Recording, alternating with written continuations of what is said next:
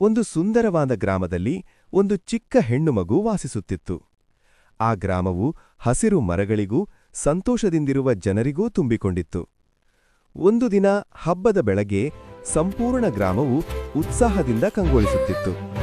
ಮನೆಗಳ ಮುಂದೆ ಜನರು ಸುಂದರವಾದ ರಂಗೋಲಿಗಳನ್ನು ಬರೆಯಲು ಪ್ರಾರಂಭಿಸಿದರು. ಆ ಚಿಕ್ಕ ಹುಡುಗಿಯು ತನ್ನ ಮನೆಯ ಮುಂದೆ ಒಂದು ದೊಡ್ಡ ಸುಂದರ ರಂಗೋಲಿ ಬರೆಯಲು ಆರಂಭಿಸಿದಳು. ಅವಳು ಬಹಳ ಗಮನದಿಂದ ಬಿಳಿ ಹಿಟ್ಟನ್ನು ತೆಗೆದುಕೊಂಡು ನಿಧಾನವಾಗಿ ರಂಗೋಲಿ ಬರೆಯಿತು. ವೃತ್ತಗಳು, ಹೂಗಳು, ನಕ್ಷತ್ರಗಳು ಹಾಗೆ ಹಲವು ಸುಂದರವಾದ ಆಕೃತಿಗಳು ಆ ರಂಗೋಲಿಯಲ್ಲಿ ಕಾಣಿಸಿಕೊಂಡವು. ಅವಳ ಮನಸ್ಸಿನಲ್ಲಿ ಸಂತೋಷವೂ ಗರ್ವವೂ ತುಂಬಿಕೊಂಡಿತ್ತು.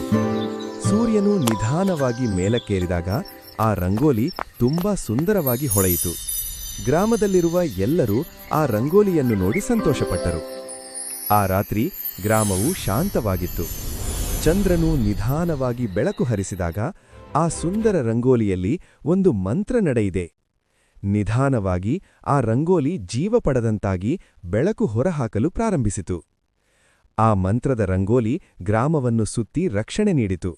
ಯಾವುದೇ ಕೆಟ್ಟದ್ದು ಆ ಗ್ರಾಮಕ್ಕೆ ಒಳಬರಲಿಲ್ಲ.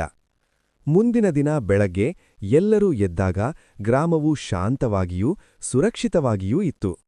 ಆ ಚಿಕ್ಕ ಹುಡುಗಿ ಬರೆದ ರಂಗೋಲಿ ಇನ್ನೂ ಹೆಚ್ಚು ಸುಂದರವಾಗಿತ್ತು. ಆ ದಿನದಿಂದ ಆ ಗ್ರಾಮದ ಜನರೆಲ್ಲರೂ ಒಂದು ವಿಷಯವನ್ನು ನೆನಪಿನಲ್ಲಿಟ್ಟುಕೊಂಡರು: ನಮ್ಮ ಪರಂಪರೆಯು, ನಮ್ಮ ಸೃಜನಶೀಲತೆಯು ಬಹಳ ದೊಡ್ಡ ಶಕ್ತಿಯನ್ನು ಹೊಂದಿವೆ.